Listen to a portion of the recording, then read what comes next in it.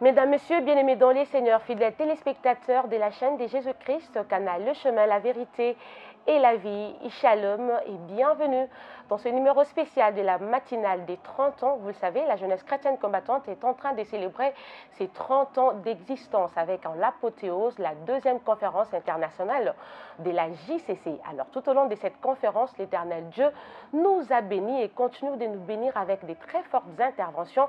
Vous le savez, ce qui est né de Dieu triomphe du monde et la victoire qui triomphe du monde, c'est notre foi. Or, la foi vient de ce que l'on entend et ce que l'on entend, c'est la parole de Dieu. Comment la JCC peuvent-elles encore voir, vivre les 30 ans prochaines sans la parole de l'Éternel? Alors, sur ces plateaux, aujourd'hui, je suis avec mes co-animatrices. Vous nous avez découvert dans des diverses émissions, chacune avec un témoin. Mais aujourd'hui, nous sommes ensemble pour porter accès sur ces interventions. Et nous sommes persuadés que vous serez vraiment bénis. Avec moi sur ces plateaux, Christelle Nama, du siège des Cameroun à Douala. Elle poursuit sa formation dans la classe des maintenances J32 et les journalistes de profession. Christelle Nama, shalom. Shalom à toi, Joël. Je suis ravie de t'accompagner ce matin. Tu vas bien? Oui, je vais bien. Je suis ravie de t'accompagner à cette présentation. Ça nous fait plaisir, mesdames et messieurs. Vous allez les découvrir qu'en Jésus, nous sommes un. Nous sommes venus de toutes parts. Vous avez Christelle Naman sur ces plateaux. Elle nous vient de Cameroun et les JCC. Et sur ces plateaux, vous le constatez, c'est une mosaïque. Voilà, aux côtés de Christelle Nama, Jaël Dissonka, vous l'avez aussi découvert avec des témoins tout au long des émissions spéciales consacrées exclusivement aux 30 ans. Jaël Dissonka est promotionnelle au sein du ministère chrétien du combat spirituel de la promotion Marie, Mère de Jésus. Elle a un bac plus 5 en journalisme, donc elle est journaliste des professions. Jaël, bonjour. Bonjour Joël, vraiment très heureuse de partager avec vous ces plateaux et j'ai dit également shalom, bonjour à tous nos téléspectateurs qui nous suivent, également ceux qui nous suivent sur la plateforme du réseau social, bonjour à vous et bienvenue. Je suis très heureuse comme tu l'as dit, c'est un plateau mosaïque, alors je suis vraiment très heureuse. Le plaisir est partagé Jaël. Alors mesdames, messieurs, je l'ai dit tout à l'heure, que cette émission sera consacrée aux interventions que nous avons eues et que nous continuons à avoir tout au long de cette deuxième conférence de la JCC. Et pour ces numéros, nous vous parlerons du message du prophète Ebenezer Tété qui nous vient du Ghana, mais aussi de celui de Maître Jonathan Moyo qui est encadreur et formateur au sein de la jeunesse chrétienne combattante. Commençons par celui du prophète Ebenezer Tété. Mais bien avant que l'on rentre sur ces plateaux pour commenter, on va suivre un petit extrait. On se voit juste après. I came to tell you, Je suis venu te dire, God has chosen you. que Dieu t'a choisi, God has chosen your family. Dieu a choisi ta famille, God has chosen your son. Dieu a choisi ton fils, I am talking to somebody tonight. Je parle à quelqu'un ce soir. You may be like Solomon. Tu es peut-être comme Salomon. You may come out of fornication. Tu es peut-être issu de la fornication, de l'inceste. Your father did not marry your mother. Ton père n'avait pas marié ta mère. Papa n'a pas la maman n'abinoté. There is embarrassment about your birth. Il y a autour de ta naissance, il y a eu des histoires qui se sont faites. But ladies and gentlemen, Mon frère et ma soeur, until God appoints you, jusqu'à ce que la personne qui doit t'élever, you cannot make yourself a king. tu ne peux pas t'établir roi de toi-même. Tonight, Ce soir, pourquoi God is going to appoint somebody. Dieu va élever quelqu'un ce soir. I said tonight, Ce soir, against every complication, contre toutes les complications et contre toutes les against complications, every story of your life, quels que soient les problèmes de ta vie, against every embarrassment, quels que soient les embarrassements que tu as autour de toi, if God say yes, si Dieu dit oui, ce qui nous a mal oublié à solo, it is yes. ça sera réellement oui. Tell your neighbor, Christelle Jaël. Le prophète Ebenezer nous dit ceci. Nous devons rendre grâce à Dieu Pourquoi nous devons rendre grâce à Dieu? Parce qu'il nous a délivrés. Mais pourquoi est-ce qu'il nous a délivrés? Parce qu'il nous a choisis, parce que nous sommes son choix. C'est pourquoi il a plu de nous délivrer. Et puisque c'est lui qui nous a délivrés, en toutes circonstances, nous devons toujours recourir à lui. Christelle Nama, qu'en dis-tu? C'est un message déjà très pertinent, oui. Rappelons-le dans la parole de Dieu, Dieu le dit lui-même, qui nous a choisis. Il nous connaissait même avant que nous soyons formés dans le ventre de notre mère. Il nous a choisis. Et s'il nous a choisis, il nous a également élus. Et si nous sommes élus, Dieu également nous établit. Donc, en tant que des choix de Dieu, nous n'avons besoin pas de l'approbation d'un homme, mais seulement de l'approbation de Dieu. Nous avons besoin de seulement faire la volonté de notre Dieu, marcher dans ses voies, lui obéir. Et c'est pour ça que nous sommes ici à Kinshasa aujourd'hui, pour rendre grâce à Dieu, parce que nous ayons délivré, nous sommes son choix. Amen. Et nous n'avons plus qu'obéir à sa voix. Et nous sommes venus à la convention, deuxième convention, conférence internationale de la jeunesse chrétienne combattante, parce que nous sommes reconnaissants. Amen. Alors, contre vents et marées, puisque c'est Dieu qui nous a choisis, qui nous a délivrés et qui va continuer à nous délivrer, nous devons demeurer à tout moment à ses pieds. Jaël. Vraiment, c'est un message, comme l'a dit Christelle, c'est un message très pertinent, être le choix des dieux. Donc, peu importe ce que les hommes peuvent dire autour de toi, peu importe comment les hommes peuvent te sous-estimer, aussi longtemps que Dieu t'a choisi, aussi longtemps que Dieu avait déjà un plan merveilleux pour toi.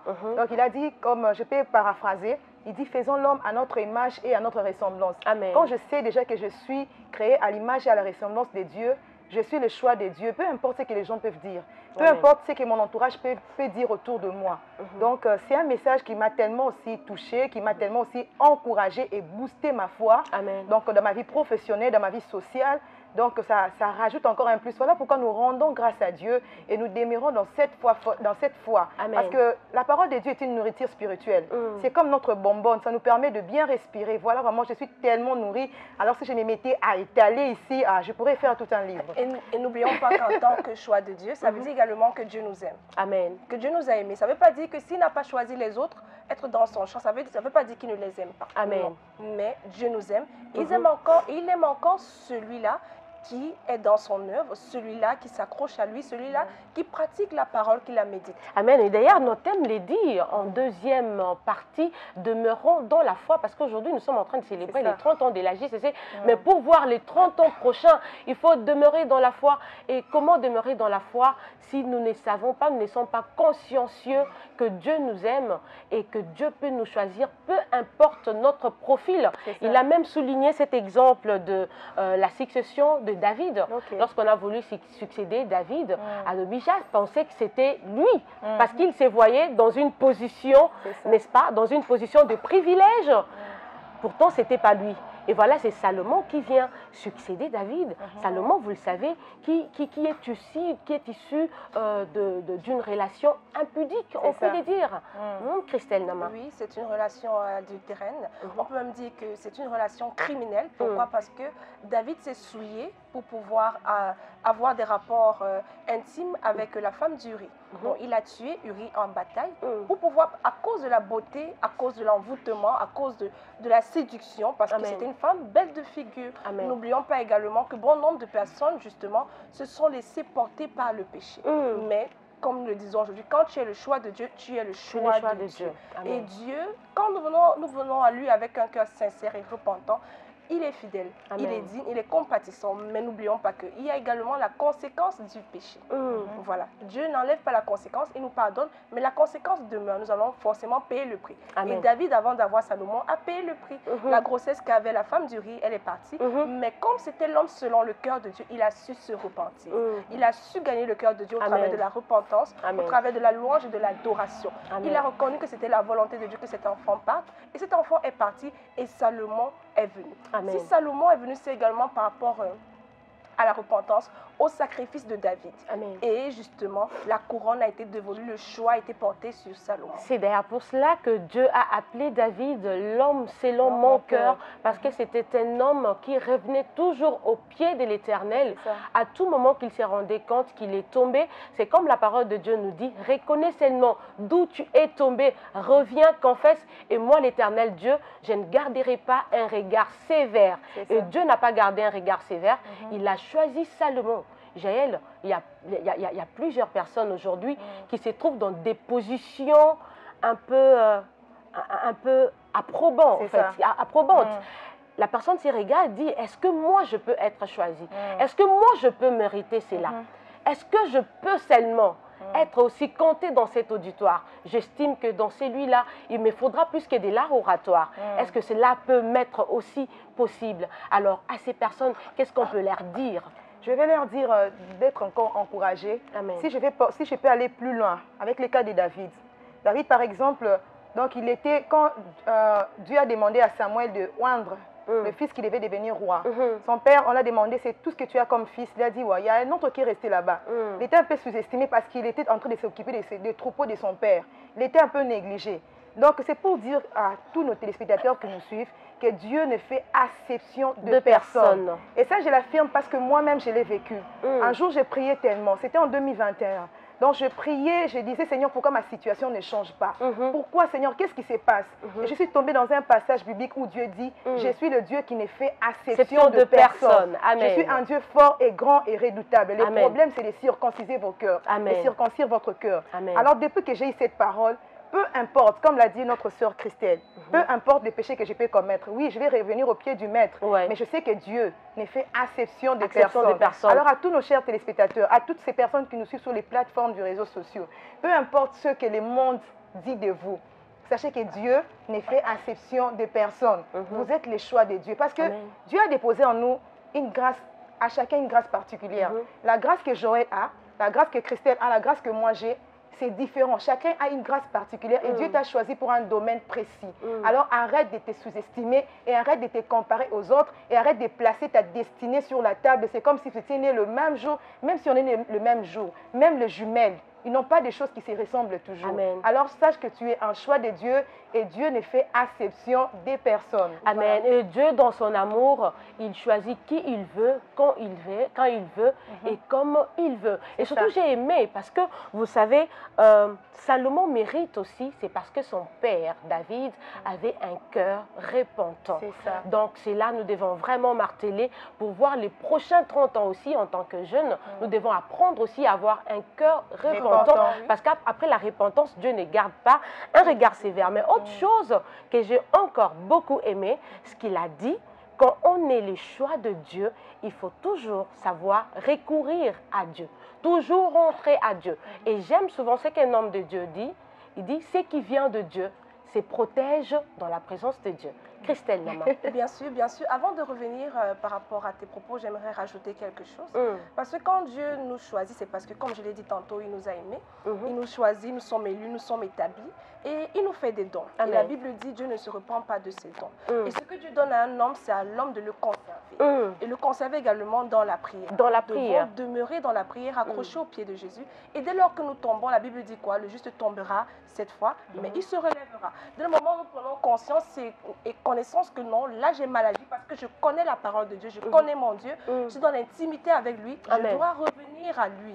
C'est un Dieu qui ne garde pas pour toujours. La Bible dit quoi? Sa colère ne dure pas toujours. Ne dure pas toujours. Plein d'amour miséricordieux, compatissant. Amen. Et en revenant donc dans la repentance, dans la prière, nous sommes sûrs que nous allons poursuivre avec notre Dieu. Amen. Et on n'est jamais été trop sale pour ne pas être accueilli par Dieu lorsqu'on revient à lui. Alors, recourir toujours à Jésus à tout moment. Peu importe les problèmes que nous pouvons rencontrer dans le chemin que Dieu nous a tracé, c'est toujours à Dieu que nous devons recourir. Parce qu'il y a deux personnes qui ont reçu des bénédictions de la part de Jésus, mais dans les chemins de ces bénédictions, lorsqu'elles rencontrent des problèmes, elles recourent à d'autres personnes, à d'autres pratiques. Voilà. Alors, qu'en penses-tu, Jaël? Vraiment, il faut toujours faire recours à Dieu. Quand je pousse ma pensée encore un peu plus loin, Joël, c'est comme si je ne pouvais pas dire que je deviens maman pasteur ici. Ah oui, j'ai mis la colle pastorale. Donc, quand je vois par exemple encore le cas de Corneille, ce n'était pas un disciple de Jésus, il n'était pas extraordinaire, mais il faisait recours à Dieu. Il priait chaque fois. Quand c'était l'heure de la prière, il priait à 9 h, il était debout et il faisait ses aumônes. Et Dieu ne l'a pas abandonné. Et là, Pierre vient dire encore, je reconnais que Dieu ne fait acception de personne. Alors j'approuve totalement ce que Christelle a dit, ce que tu as dit. Donc on doit toujours recourir à Dieu, peu importe les situations. Donc être toujours là et demeurer dans la foi.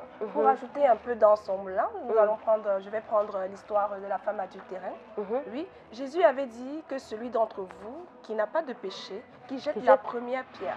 Donc Jésus n'est pas là pour nous condamner, au contraire. Quand il est mort, il a été crucifié avec les bras très ouverts comme ça. Il a été élevé. Il a dit, quand je serai élevé, j'attirerai à moi tout le monde. Amen. Tout le monde. Amen. Voilà.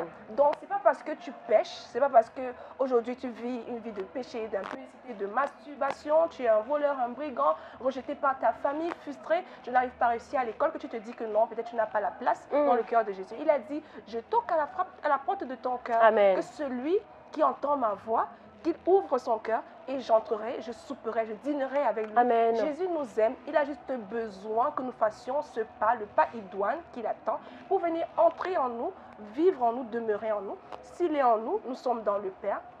Amen. C'est vice-versa. Et l'Esprit de Dieu également en nous. Amen. Christelle, et justement, après cette œuvre de la croix, vous le savez, Jésus revint vers son Père et il dit, je vais vous préparer une place et je vais vous envoyer un consolateur. Et moi, je crois aussi que pour que la jeunesse chrétienne combattante puisse voir les 30 ans prochains, nous devons à tout moment demander la plénitude de la puissance de l'Esprit de Dieu. Amen. Pour recourir toujours à lui, peu importe vents et marées que nous pouvons rencontrer dans notre chemin. Vous le savez, dans Timothée, la parole de Dieu déclare que l'Esprit de Dieu, quand il sera en vous, il ne parlera pas de lui-même, il ne fera rien de lui-même, il puisera de ce qui est en Christ et il vous les communiquera. Donc nous rendons grâce à Dieu parce qu'il nous a délivrés. Mais pourquoi est-ce qu'il nous a délivrés? Parce que nous sommes son choix, parce qu'il nous a choisis.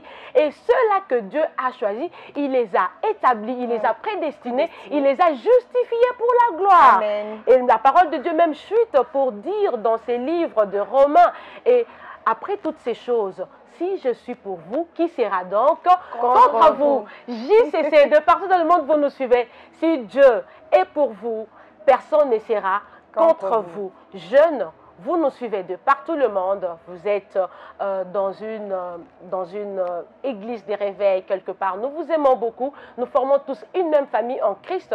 Nous aimerions seulement vous dire que si Christ vous a choisi, personne ne sera contre vous. Voilà. Christelle. Voilà, merci de me passer encore une fois de plus la parole. J'aimerais aussi dire que le sacrifice de David a payé. Parce que Salomon, quand nous lisons la Bible, l'Ancien Testament, il est celui-là qui avait été béni par la sagesse. Et il n'a pas demandé grand-chose à Dieu, seulement comment conduire le peuple de Dieu. Amen. Voilà, c'est à cause des prières de son Père, c'est à cause des sacrifices de son Père. Un grand adorateur, un grand louangeur, l'homme selon le cœur de Dieu qui savait se repentir. Donc Christelle, là, nous pouvons aussi, n'est-ce pas, rappeler dans la conscience des parents, les parents qui nous suivent, d'être aussi consciencieux de leur vie, de la façon de leur marche, parce que cela aussi dépend, ça a aussi des répercussions sur les enfants. Vous le savez, si David n'avait pas un cœur repentant, nous ne savions peut-être pas quel serait l'avenir de Salomon. Mais puisque son père avait un cœur repentant, alors chers parents, nous enfants, il y a plusieurs répercussions qui proviennent, qui sortent de votre vie, de votre façon de faire, de votre façon de marcher. Alors à tout moment, revenez au pied de l'Éternel afin que nous, enfants, nous puissions être le privilégié de l'Éternel. Merci beaucoup Christelle, Jaël, merci à toi, Joël, pour, n'est-ce pas, pour ces petits éclats, ces petits partages autour du message du prophète Ebenezer qui est venu du Ghana. Pour nous nourrir pendant la deuxième conférence internationale de la JCC. Alors, je l'ai dit que nous avions 2 messages pour lesquels nous porterons accès pour le prophète Ebenezer. On va s'arrêter par là, il y a tellement beaucoup de choses à dire, pas non plus de choses à dire. Voilà. Mais nous allons entrer maintenant dans le message de Maître Jonathan Moyo, qui est formateur et encadreur à la jeunesse chrétienne combattante. Mais bien avant, on va suivre cet extrait, on se retrouve juste après. Parce que tout est un problème d'odeur. Quelle est l'odeur que tu dégages? Tu te parfumes bien du parfum de ce monde. Mais quel en est-il de ton parfum spirituel? Alléluia. Amen. L'odeur, bien aimé. Solo balingami. Première vertu de l'odeur. Libonye liboso solo. L'odeur, Solo. c'est une voix. C'est une voix. Nzela. De communication Ezali nzela oyo akopesa entre Dieu kati na Nzambe et l'homme. Na bato. Solo. Ezali nzela oyo akosolola kati na Nzambe na biso bato mokili. Pourquoi Jésus s'est sacrifié? Pour faire de nous une bonne odeur pour Dieu. Il savait que les prières ne suffiront pas. Les jeûnes ne suffiront pas. Mais il faut que les prières et les jeûnes nous transforment dans tout notre être, que nous devenions une odeur. D'abord une bonne odeur. C'est là que Dieu nous agréera. Dieu, on n'entre pas chez Dieu par une autre voie que la voie de Jésus. Mais quel que Jésus a fait, c'est parce que Jésus nous a transformés en une odeur. L'odeur, c'est le moyen de communication entre Dieu et l'homme. Quand tu pries, Dieu écoute ta prière. Mais il sait d'abord de quelle odeur. Est-ce que vous ne connaissez pas Solonine? Ta bouche est en train de dégager quelle odeur? Moi j'ai beaucoup prié. Nous avons commencé à juste on a beaucoup prié. On ne voit pas clair. Toi tu pries avec quelle odeur? JCC Paris. Je te vois bien habillé. Mais tes habits là, à l'intérieur, il y a quelle odeur?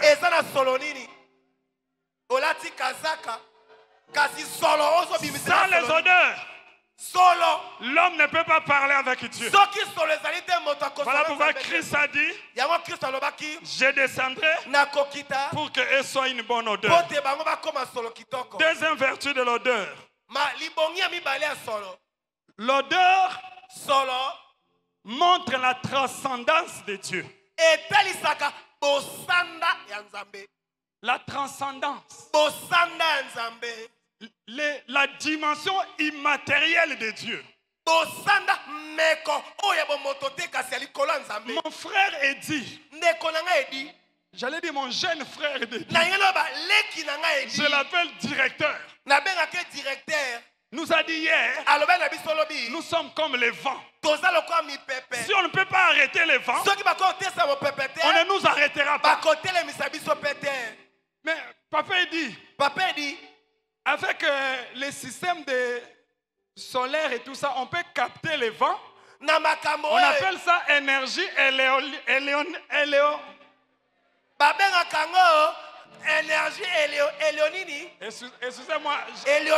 Excusez-moi, j'ai fait le droit. J'ai fui la physique et la mathématique. Alléluia. Amen. Donc on peut arrêter les vents d'une manière ou d'une autre.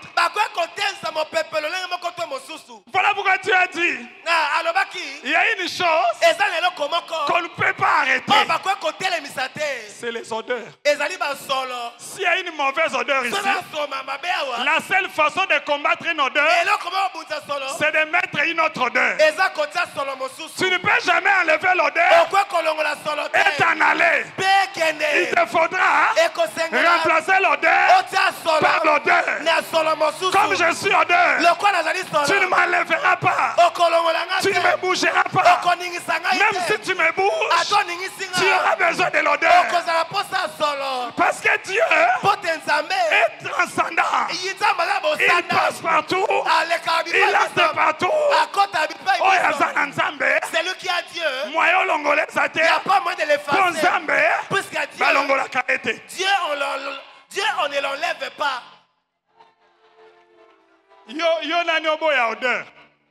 Toi, tu es qui pour refuser de croire à l'odeur? Il faut boire qu'à solo ya bambouma ya solo. Les enfants de la bergerie savent ça. Dans les toilettes de la bergerie, on déverse toujours des odeurs pour tuer l'odeur. Il faut qu'il y ait l'odeur.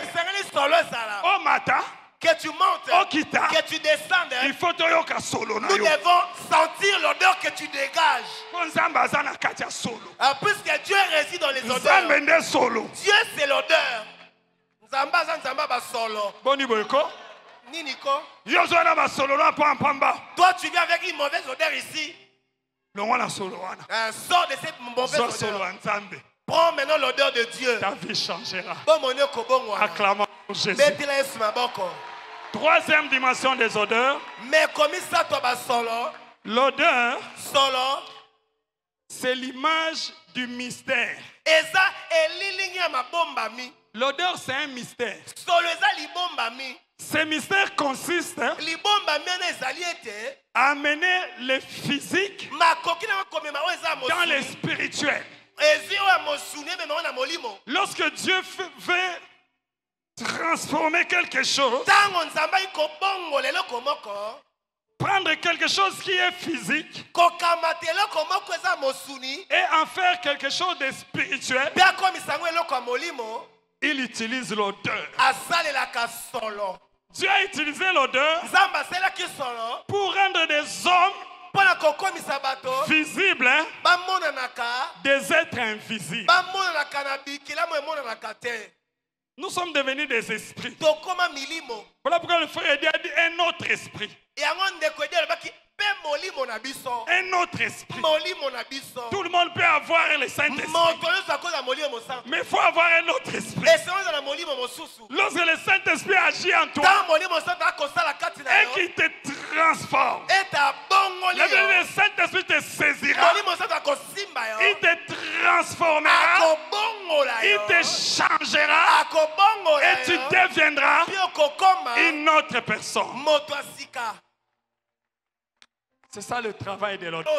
Voilà pourquoi, bien aimé, la Bible dit, comme Christ, offrons-nous nous-mêmes notre corps comme un sacrifice de bonne odeur. Je suis arrivé à la JCC, comme je vous disais, en 1991 ou 91 pour le Belge. Je venais d'entrer à l'université. Première année de droit. En 2010, on a fermé les universités. En 2011, début 2011. Début 91, on a fermé les universités. Et pendant ce temps, on restait à la maison. Et il aime que je l'appelle mon père spirituel. Mon père spirituel, Maître Olivier, est venu me chercher à ma tête ici, à Kisenso ici. Il m'a dit, je t'amène quelque part. Jonathan, tu m'amènes où? Il a dit tais-toi. Est-ce que moi je peux t'amener à un mauvais endroit? Il m'a mené jusqu'au VV Saint-Terre. Il m'a dit assis-toi là. Écoute. J'ai entendu l'enseignement de papa. Après on m'a demandé, as-tu déjà reçu Jésus dans ta vie? J'ai dit, bon, je ne sais pas ce que c'est que recevoir Jésus. Si recevoir Jésus, c'est aller à l'église. Je peux dire que recevoir, j'ai reçu Jésus. Mais je ne sais pas. On m'a dit, tu vas apprendre. Vous savez, je venais de terminer les humanités.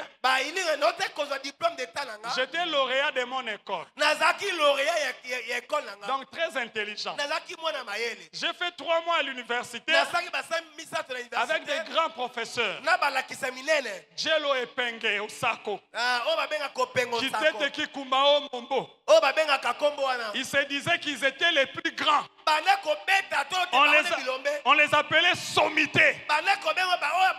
Donc on a commencé à mettre à moi l'orgueil. Maintenant j'arrive dans un lieu de prière. On me bombarde une petite question. J'apparais idiot. Lauréat de mon école. Idiot dans le Seigneur. Ce jour-là, j'ai dit, Je resterai. Et je suis resté. Voilà comment je suis venu au ministère. Mais 2 ans ou 3 ans avant que je ne vienne au ministère, Waouh! C'était encore un autre message qui nous a vraiment bénis. Moi, j'étais vraiment très bénie par ces messages. Je suis persuadée que pendant que nous serons en train de les décortiquer, de partager, nous nous sentirons encore dans l'ambiance de ces messages et cela va bénir bon nombre qui sont en train de nous suivre en ces instants. Amen. Alors, Papa Jonathan Moyo, que l'on appelle affectueusement Maître Jonathan Moyo, et à la JCC, on les dit format des formats. On l'appelle souvent comme ça. Les formateurs des formateurs. Formateur des formateurs parce qu'il a formé plusieurs formateurs. Et il continue de former. Et il continue de former. Voilà. Nous les saluons par ici et que Dieu le bénisse. Amen. Alors, Papa Jonathan Moyo dit ceci. Il dit, nous sommes venus rendre grâce à Dieu. Oui, nous venons rendre grâce à Dieu par la parole, par les actes, mais aussi par le sacrifice. Et il dit, il a scindé les sacrifices en deux. C'est-à-dire, nous avons les sacrifices qui est temporaire et nous avons aussi un sacrifice qui est perpétuel, comme celui de Jésus-Christ à la croix.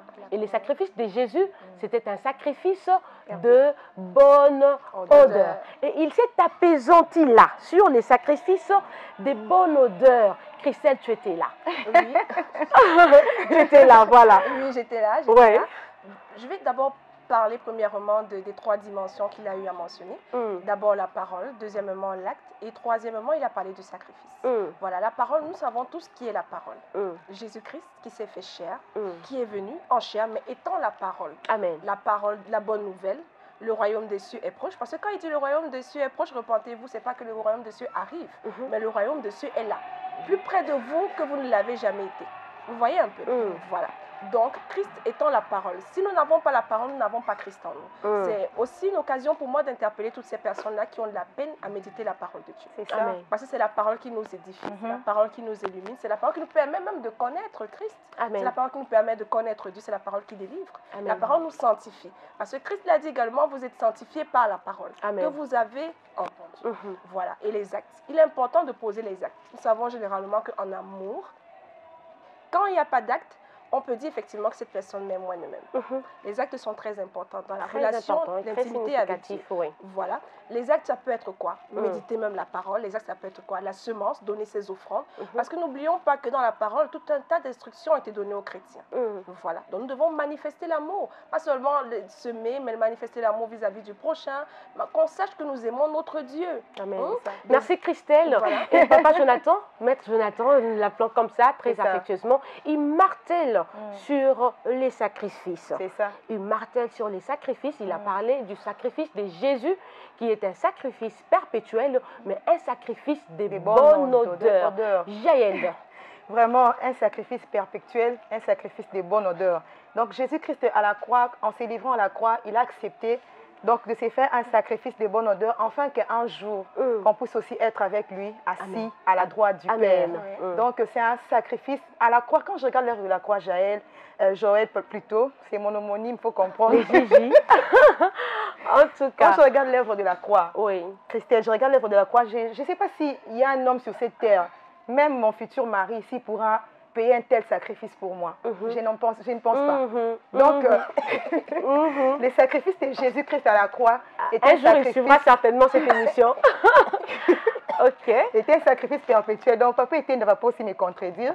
Donc, les sacrifices de Jésus, même pour ceux qui sont déjà mariés, les sacrifices de Jésus, ça vaut mieux que les sacrifices d'un homme. Amen. Les sacrifices qui s'est donné à la croix, un sacrifice de bonne odeur. Et nous également, Maître Jonathan a insisté qu'on doit aussi porter cette bonne odeur-là. Amen. Étant jeune aussi, surtout jeunes chrétiens combattants, même toute la jeunesse, on doit porter la bonne odeur de la sanctification. Amen. Et surtout de la sanctification, c'est le message, parmi les messages clés aussi que nous avons à la jeunesse chrétienne combattante. On nous martèle sur la sanctification et sur la crainte de Dieu. C'est ça. Donc les gens peuvent te voir, tu prêches la parole de Dieu, tu poses des bons actes, mais aussi longtemps que tu n'as pas la sanctification, tu dégages une mauvaise odeur.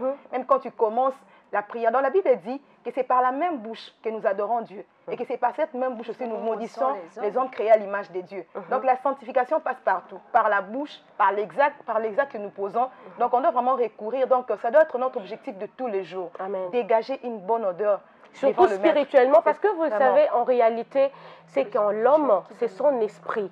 On peut être bien parfumé, un parfum qui coûte très cher dans la boutique, mais si spirituellement nous avons une mauvaise odeur, en tout cas nous ne sommes pas agréables aux yeux de l'Éternel. Vous pouvez vous souvenir de l'histoire de Caïn et Abel pour renchérir justement ces messages. La Bible dit, la Bible déclare, il précise très bien, il dit Dieu a agréé, n'est-ce pas, Abel avant d'agréer son sacrifice. Qu'est-ce que ça veut dire? Dieu a d'abord vu l'intérieur, les spirituels d'Abel avant d'agréer, avant de voir son sacrifice. En fait, son sacrifice a été agréé justement parce que son spirituel avait une bonne odeur.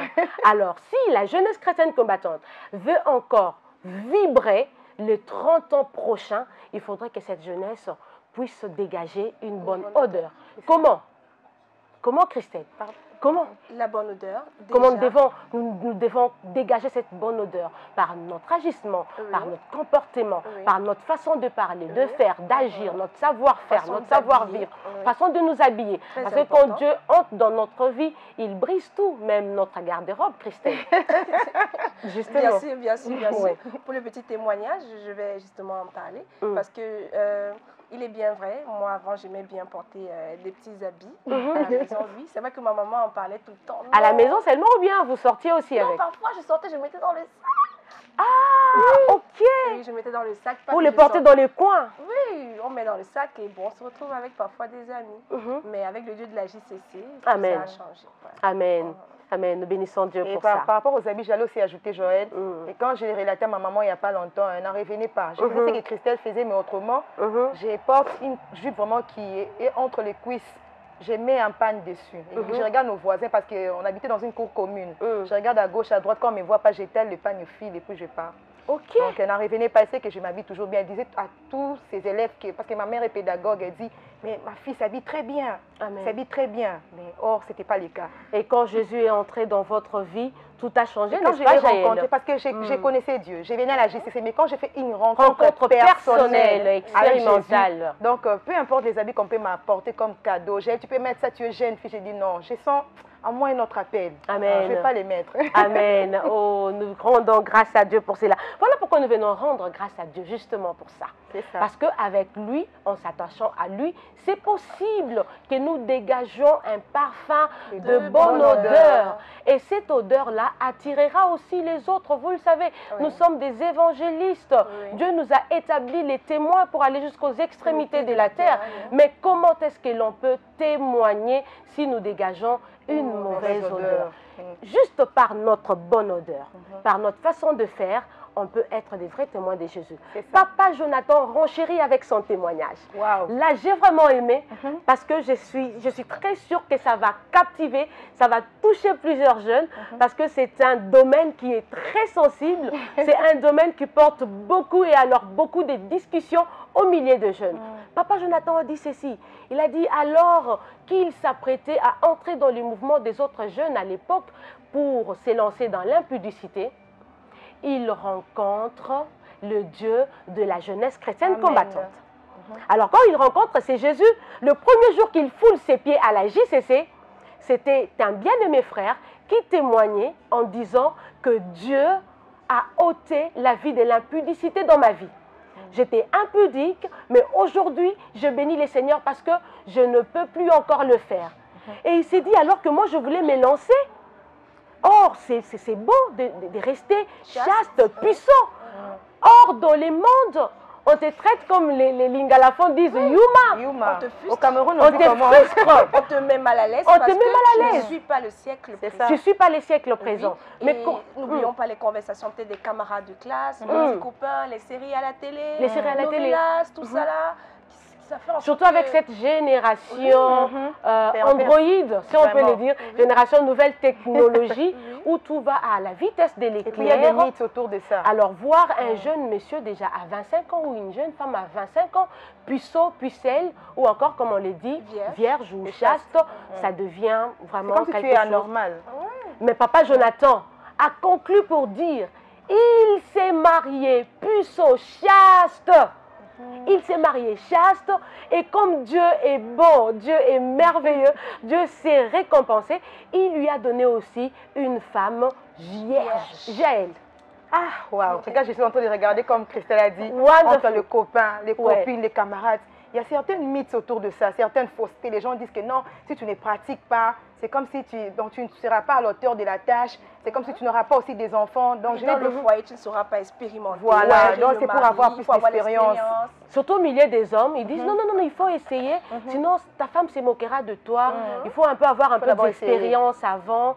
Pourtant, moi je dirais à ces jeunes gens qui nous suivent, ce sont de faussetés. Il faut s'attacher fortement à Dieu. Amen. Garder sa pureté. Même ceux-là qui ont déjà eu, par exemple, à connaître la vie, Amen. Par erreur, ils ont eu à perdre la virginité.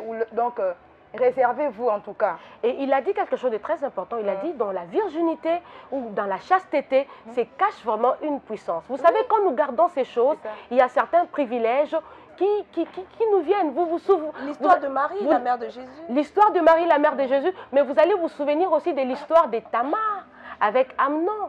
Vous savez, à l'époque, les femmes vierges on l'air vêtissée en une tunique multicolorée. La tunique multicolorée qui voudrait juste parler de la diversité des grâces. Mais lorsque Amnon l'a pris par violence, elle est sortie de sa chambre, la Bible dit, elle s'est couverte de la cendre et elle a déchiré sa tunique multicolorée. Elle a vu cette diversité des grâces s'est déchirée par la perte de sa virginité. Oh jeunes, très chers jeunes, vous nous suivez de partout. Si vous avez encore votre virginité, votre chasteté, gardez-les très bien, plus que de pierres précieuses. Gardez-les très précieusement.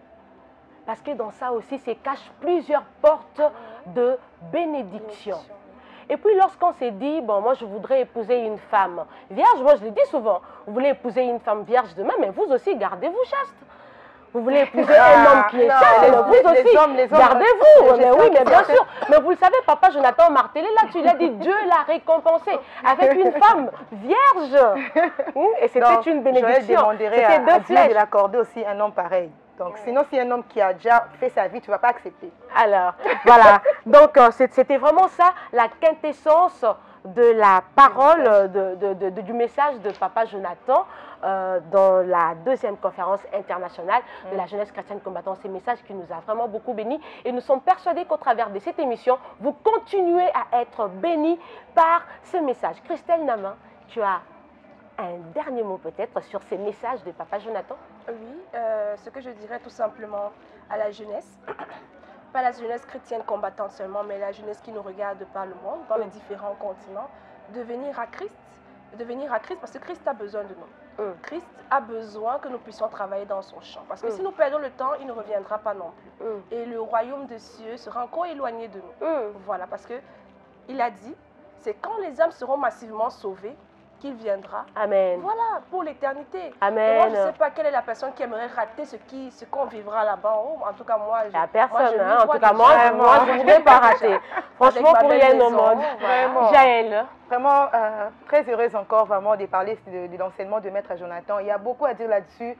Mes chers jeunes, en tout cas, comme je le disais, Joël, même ceux qui ont, par exemple, eu à pratiquer dans le passé, et que vous avez pris la décision d'abandonner cette vie-là, restez comme ça.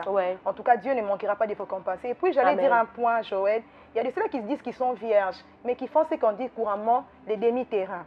Demi-terrains, c'est-à-dire qu'ils font des attouchements que sur des parties, par exemple, qui sont sur les membres supérieurs.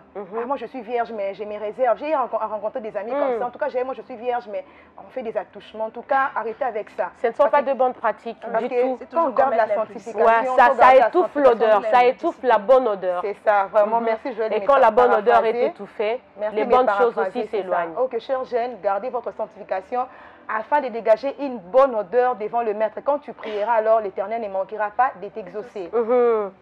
Amen. Mesdames, Messieurs, bien-aimés dans les Seigneurs fidèles, téléspectateurs de la chaîne de Jésus-Christ, canal Le Chemin, la Vérité et la Vie, ici, le son de la trompette, la voix de celui qui crie dans les déserts, préparez les chemins de l'Éternel et aplanissez ses sentiers.